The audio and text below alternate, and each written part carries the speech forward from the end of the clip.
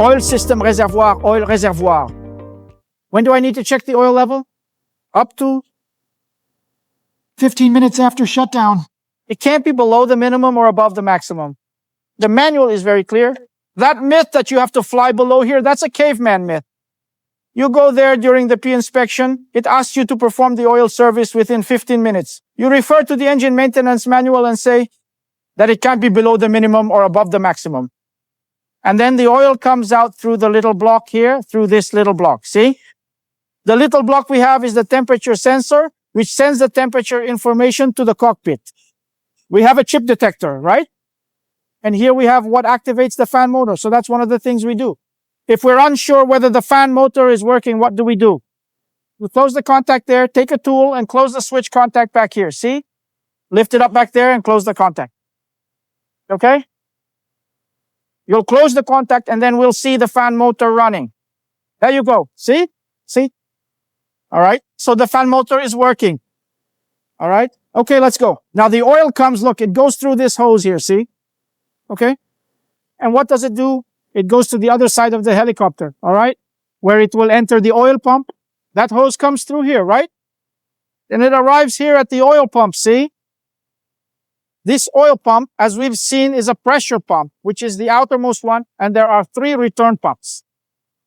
So this pressure will pressurize. The oil goes through a gallery inside the oil, comes to the housing here of the box, the accessory gearbox. So what does this oil do? It goes up internally along the outside of the filter. The filter is up here and then goes down.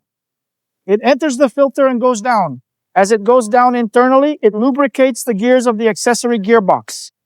And then where does it exit? It exits through this tube here. This connection here, see? This connection back here. Then this oil comes under pressure along the outside. It goes up and arrives right here. See? Right here. If you look, that's the oil arriving. So what does it do? It enters the block here where the low pressure suite is located. And the pressure transmitter. And then there's a branch where it pressurizes the G3. And the other branch, Aloisio, where does it go? It comes through here, over the top of the block. See? This piping here. This piping comes and here it pressurizes G1 and G2. G1 and G2 pressurized. I have oil inside the accessory box. G3 is pressurized.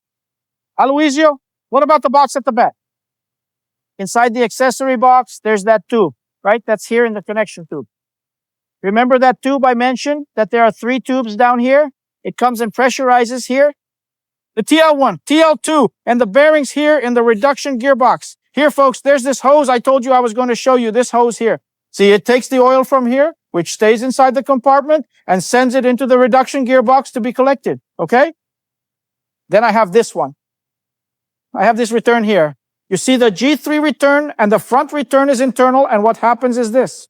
The return from the back part comes through the inside, and down here it comes to the bottom part, there. On the other side, we have a strainer for the reduction gearbox. And right down here, behind the hose, right here behind this guy, I have a strainer for the accessory gearbox. And here I have, hold on, right? For the G3, the strainer for the G3 is right here. This one is the G3 strainer back here, okay? All right? So what happens is all these guys come together here and enter this valve here. This valve has a check valve, which doesn't allow the oil from the reservoir in the heat exchanger to flow back into the engine. And right here behind, I have the chip detect, okay? These 3 oil assemblies, the 3 lines, come together here and return through this hose. Here, see? This hose at the back, look. And this hose at the back goes to the other side of the engine, which we're going to see now. On the other side, there, all right?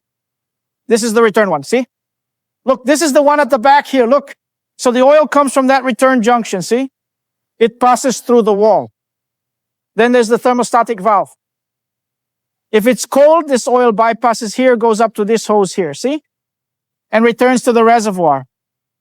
If it's hot, it goes straight through, goes to this hose, to the bottom part of the reservoir, cools down, comes back through the thermostatic valve, goes up, and follows the same path back to the reservoir.